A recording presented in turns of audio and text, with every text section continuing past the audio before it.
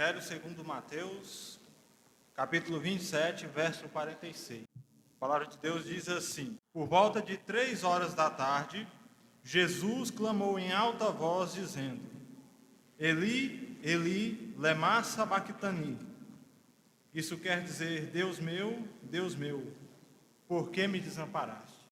O quanto pode um homem sofrer? O que um homem deve sofrer? A crucificação nos mostra que nenhum homem poderia sofrer tanto assim como foi no caso de Jesus Cristo. A não ser um Deus encarnado que tem o poder de dar a sua vida e de tomá-la de volta. Deus meu, por que me desamparaste? Imaginem a angústia que nosso Senhor Jesus sofreu nesse momento. Ele ora a Deus Pai, todos à sua volta zombam dele. Jesus não sofreu o martírio da cruz apenas no corpo. Ele sofreu no corpo e ele sofreu na alma, porque sua obra foi completa. Porque ele deveria salvar o homem todo, ele sofreu no corpo e na alma dores que são inimagináveis.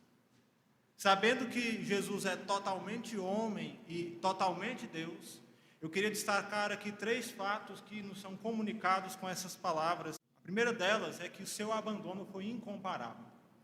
Essa é uma daquelas frases que provavelmente cada um de nós, em certos momentos de angústia, ousamos dizer. Mas quando nós olhamos para quem a disse, nós somos envergonhados por isso, porque nós temos o atrevimento de comparar o nosso sofrimento com aquele que Cristo sofreu.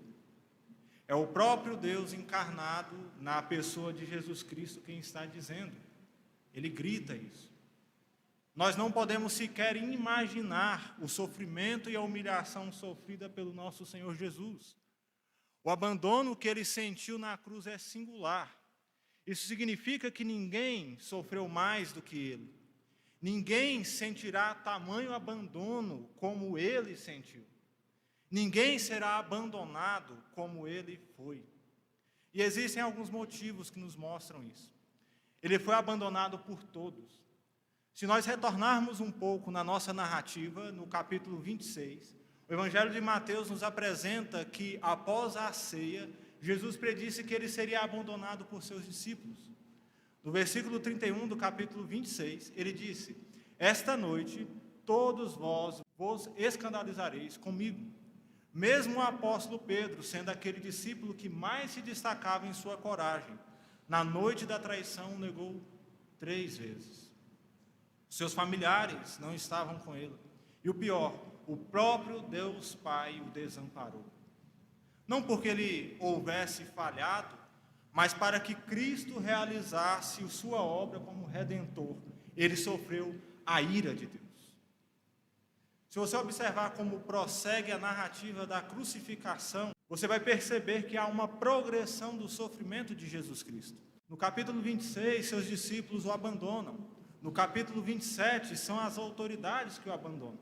Porque Pilatos lava as mãos do caso de Jesus e o entrega para ser morto e morte de cruz. O seu próprio povo também o abandona. Veja que no domingo de Ramos, Jerusalém ficou agitada porque Jesus havia chegado. Mas no momento da crucificação, Pilatos oferece a opção de soltar Jesus ou Barrabás, mas o povo grita para Jesus: crucifica-o. Comparando com o relato de Marcos, nós percebemos que os soldados abandonaram Jesus no momento da crucificação para ser zombado pelo povo. Porque o Evangelho de Marcos nos diz que um daqueles que estavam ali, zombando de Cristo, oferece vinagre a Cristo e zomba, dizendo: vamos ver se Elias vem tirá-lo da cruz. Como assim um daqueles? Quem deveria aplicar a execução de Cristo eram soldados romanos. Era a responsabilidade deles. E aqui nós percebemos que ele foi exposto à zombaria de todos. Mas ainda assim, o maior abandono de todos foi o de Deus Pai. Deus meu, por que me desamparaste? Essa é a oração de Jesus Cristo. O desamparo na cruz nos mostra que o castigo que era para nós foi colocado sobre ele. O que nos mostra que nós não sentiremos e nem sofreremos tamanho abandono. O abandono de Cristo é incomparável porque é um abandono insuportável. Apenas Jesus, sendo perfeitamente homem e perfeitamente Deus, poderia sofrer o que ele sofreu. Segundo, ele sofreu o abandono por causa do pecado. Nós só conseguimos vislumbrar a angústia sentida por Jesus quando nós consideramos o peso que estava sobre ele. O apóstolo Paulo, escrevendo aos Romanos, diz que não há um justo sequer, porque todos pecaram.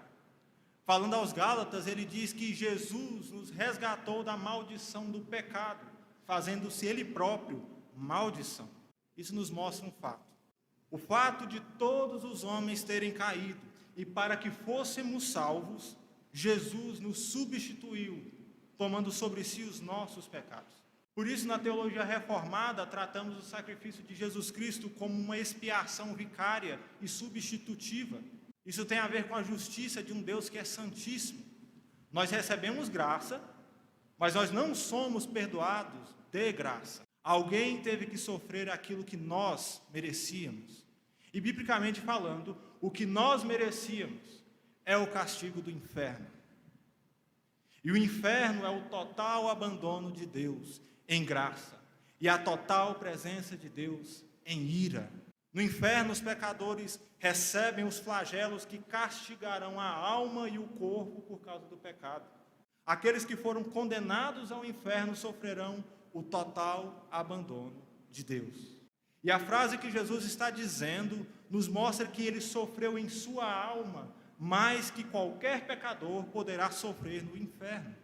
Os primeiros pais da igreja expressaram isso no credo apostólico, no credo atanásio, dizendo que Jesus padeceu sob o poder de Pôncio Pilatos, foi crucificado, morto e sepultado e desceu ao Hades. O que os credos dos nossos primeiros pais nos mostram é que Jesus sofreu as dores do inferno. Só que o sofrimento de Jesus foi inigualável, porque ele pagou os pecados que não eram dele, porque ele é santo, ele é justíssimo.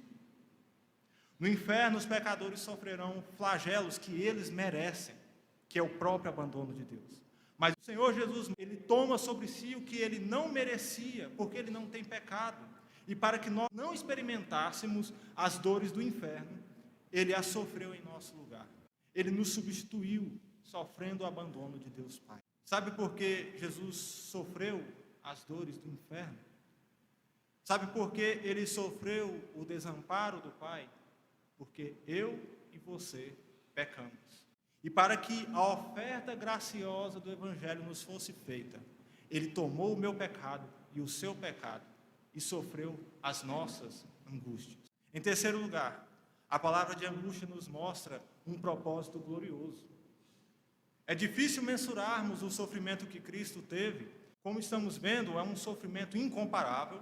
Ele sofreu as dores do inferno e Cristo angustiou-se em sua alma por um preço que não era dele, mas que amorosamente ele quis pagar. Ele foi abandonado para que houvesse uma comunhão eterna entre o Deus Trino e os homens. Veja que o pecado causa uma ruptura no relacionamento de Deus e os homens. Há uma distância natural entre o Criador e a sua criatura, mas com o pecado nos é colocada uma barreira espiritual entre nós e Deus.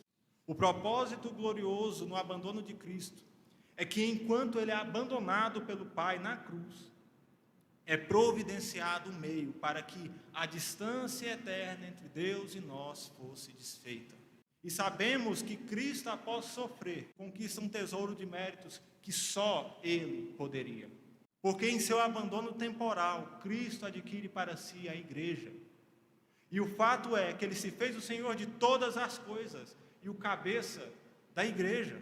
Observe que nessa relação entre o desamparo da cruz e o propósito glorioso dele, estava a união entre Cristo e os crentes, entre Cristo e a igreja.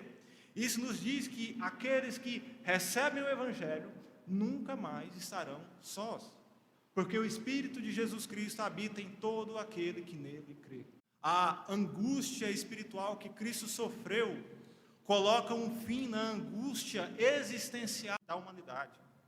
Jesus Cristo, a segunda pessoa da Trindade, é o Deus que tomou sobre si o abismo existencial que lançava o homem nas trevas do desespero.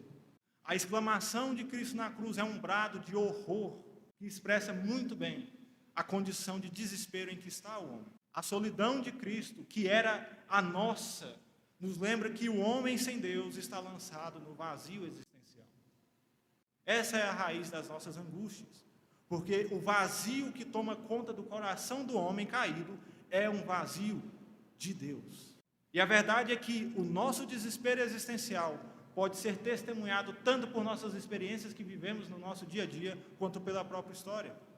Veja que, à medida que a nossa sociedade se seculariza e se desprende de Deus, as pessoas se tornam mais tristes, mais infelizes. E não apenas isso, elas se tornam mais isoladas. As pessoas, por livre vontade, fogem de Deus e se escondem. Basta olhar para a nossa individualização. Nós não queremos que as pessoas opinem sobre as nossas vidas. Nós construímos muros para afastar as pessoas. Quando precisamos de ajuda, nós não buscamos. E, por fim, quando a palavra de Deus nos confronta em nossos pecados, nós simplesmente gritamos, não. Isso acontece porque nós, em nosso coração, dizemos, não há Deus, como nos diz o Salmo. Esta é a raiz da impiedade e a alma do ateísmo, quando nós nos distanciamos de Deus. Para os que rejeitam a oferta do Evangelho, o brado de Cristo é apenas uma menção das dores do inferno. Esta é a condição existencial e espiritual que todo aquele que rejeita o Evangelho irá encarar eternamente. Para aqueles que aceitam a oferta graciosa do Evangelho, o brado de Jesus Cristo diz, você não está só. Porque Cristo, de forma misteriosa, se une a nós, de maneira que nunca seremos desamparados. E a promessa do Evangelho é de que habitaremos eternamente com Ele. Por isso eu quero concluir pontuando para você 3 benefícios que nós adquirimos no desamparo do Filho e que nós usufruímos. Primeiro, o pecado é vencido. A substituição de Cristo na cruz lhe rendeu uma vitória sobre todos os seus inimigos. Dentre eles está incluso o nosso pecado. Isaías capítulo 53 nos diz que ele foi traspassado por causa das nossas transgressões e esmagado por causa das nossas iniquidades. A consequência disso é que na cruz, Cristo inaugura uma era em que o seu reino governa o coração dos pecadores, libertando cada um de nós do poder do pecado. Ou seja, os crentes no Senhor Jesus recebem sobre si uma santificação ativa do Espírito de Cristo. E nessa santificação, o pecado é mortificado. E assim cada um de nós nos tornamos participantes da luta contra o pecado. Segundo, o homem é reconciliado com Deus. O desamparo da cruz cumpriu o propósito de nos religar a Deus, o que é a essência da verdadeira religião. Porque com a cruz aprendemos que apenas o sacrifício de Cristo tem este poder. Apenas Cristo pode religar o homem com Deus. Assim não há nenhum outro mediador que possa aproximar o homem de Deus. O apóstolo Paulo nos diz que o motivo disso é porque há um só Deus e um só mediador entre Deus e o homem, Jesus Cristo. Porque nenhum outro homem ou anjo sofreu o que Cristo sofreu. Nenhum dos santos que já habitaram esta terra, por mais santa que foi a sua conduta, acumulou algum mérito que pudesse lhe render tal status. Porque apenas Cristo, como nos diz o Concílio de Calcedônia, é verdadeiramente homem e verdadeiramente Deus. E por fim, nós alcançamos paz com Deus. Somente Cristo liberta a nossa alma das angústias que nos cercam. Porque distantes de Cristo, a nossa alma está debaixo do cativeiro do pecado.